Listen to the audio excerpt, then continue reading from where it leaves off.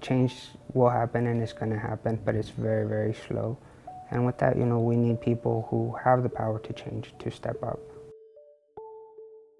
There was a man who escaped from Eastern State Hospital. He was on a van trip. And all the NGRI people all the patients in the state of Washington were disallowed from going on any further outings after that. We have a lot of hurt from the law being passed that says we can't leave the building. We are forgotten as people.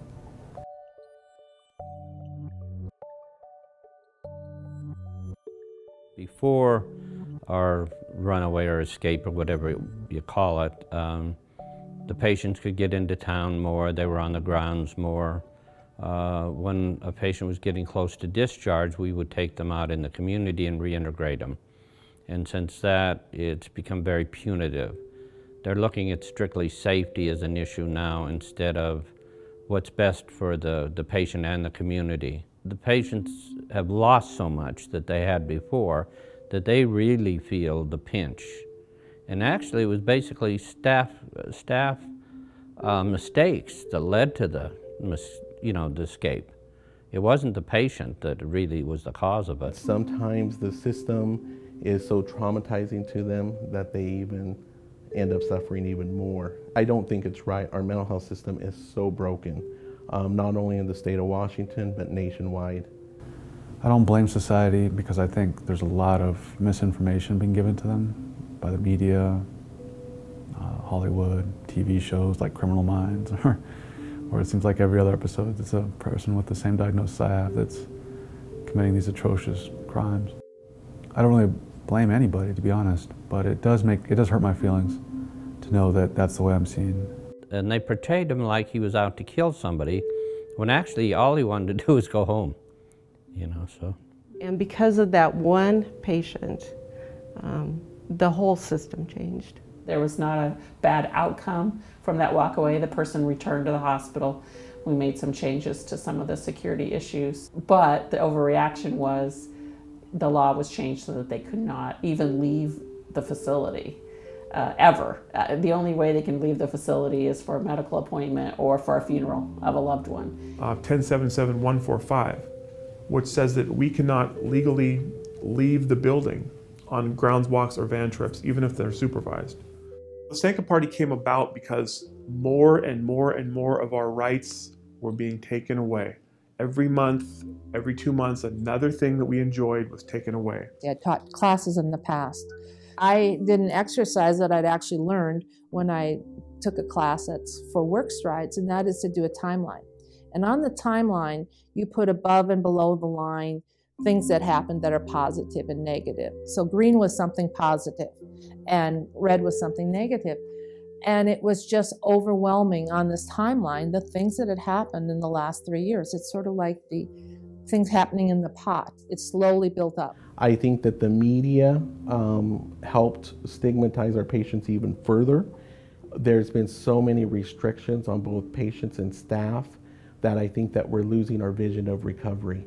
And then finally, they said we can't have coffee, cocoa, or decaffeinated tea in class anymore. And they took that away, and it was like, is this really for our own safety, or are they just being mean? Sanka Party's goal is not that complex.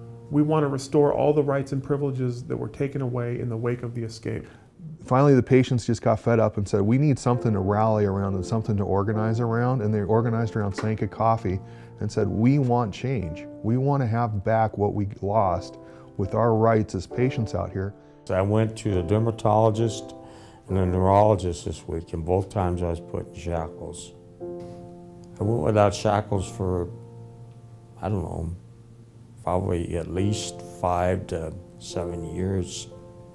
They used to be able to do things like walk around on the grounds with staff, go to the library with staff, go on outings with staff. My favorite thing was going to Auntie's bookstore in downtown Spokane.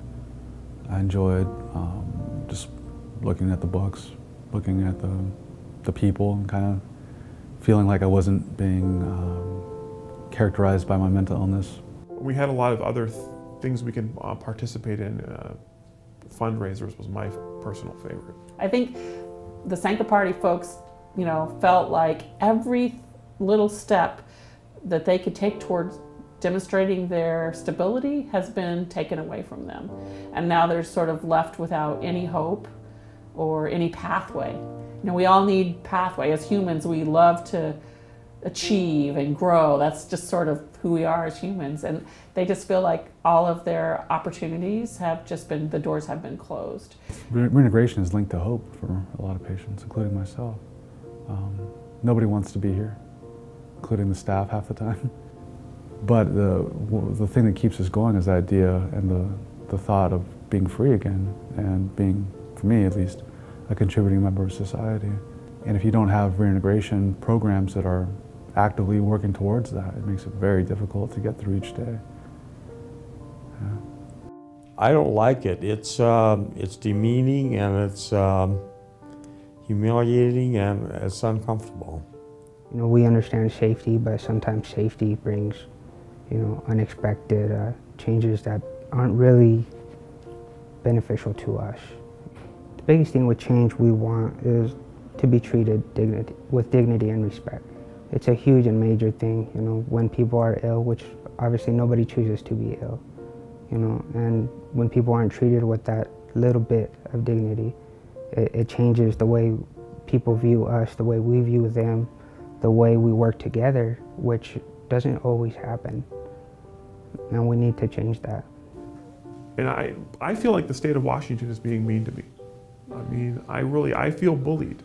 If you were in jail, you would be out in a matter of months.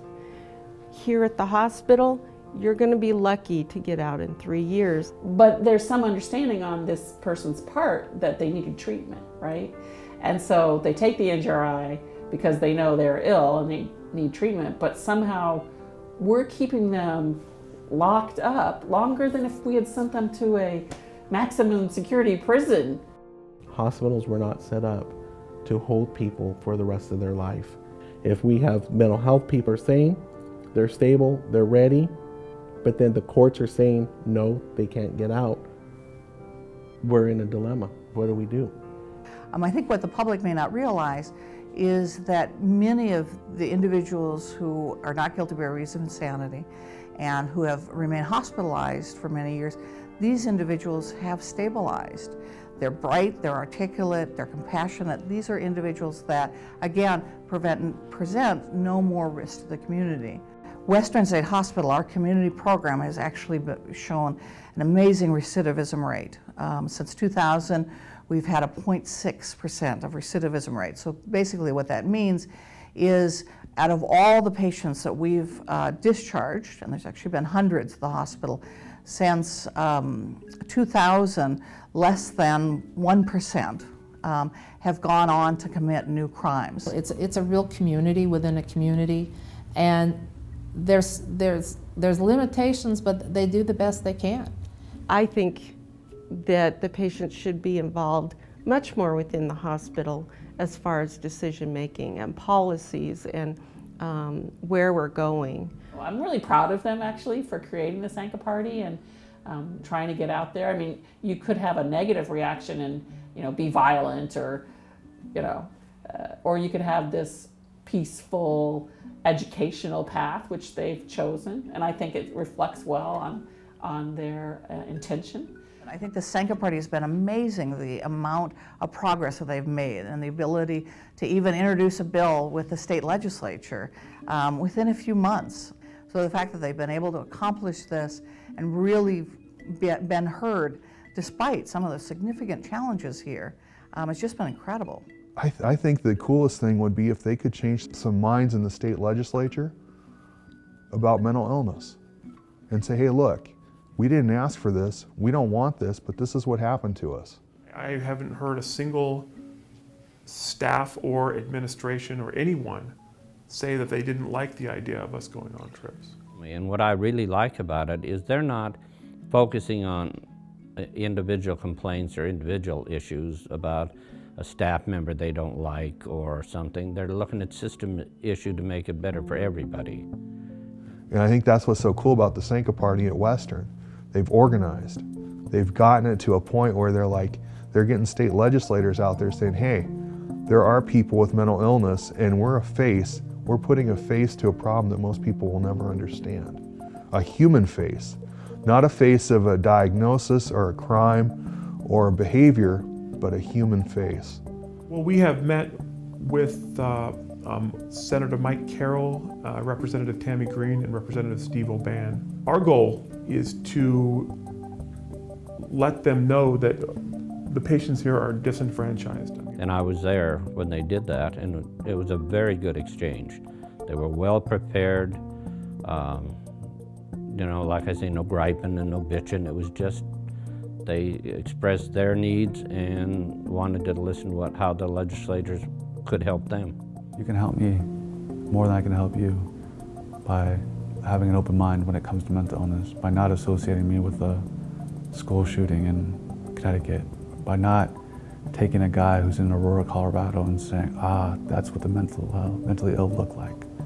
That's how they behave, because it's not. You know, these are our brothers, our sisters, our nieces, our moms and dads, and they're just wanting good treatment. And they can recover, and they can join us again in a full life. The people with mental illness recover. They recover from this stuff. I'm proof, John's proof. All the people in the hospitals who get out and live constructive, productive lives are proof. I think it's really important for people to know that. You know, sometimes no one steps up to the plate, you know, when it's needed the most. And so I'm hoping to bring change along with my peers and other people who have the power and the ability to do so. Just try to understand that this is the world that I live in, but it's also the world that you live in, and we can both make it a better place.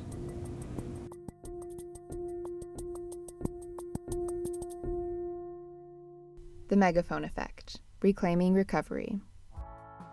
Interviewees in order of appearance: John Murphy, Eastern State Hospital Patient Advocate; Jeff Ramirez, Eastern State Hospital Clinical Nurse Specialist and Quality Management Director; Katama Ross, Eastern State Hospital Patient; Elaine Alberti, Eastern State Hospital Clinical Nurse Specialist; Representative Tammy Green, Washington State House of Representatives Majority Floor Leader; Daniel Gauthier, Western State Hospital Patient; Laurel Limke, Western State Hospital Director of Consumer Affairs; Steve Einhaus, Eastern State Hospital Peer Specialist; Doug Boyes, Western State Hospital Patient; Jesus Martinez, Eastern State Hospital Patient; and Mary Louise Jones, Western State Hospital Clinical Operations Director.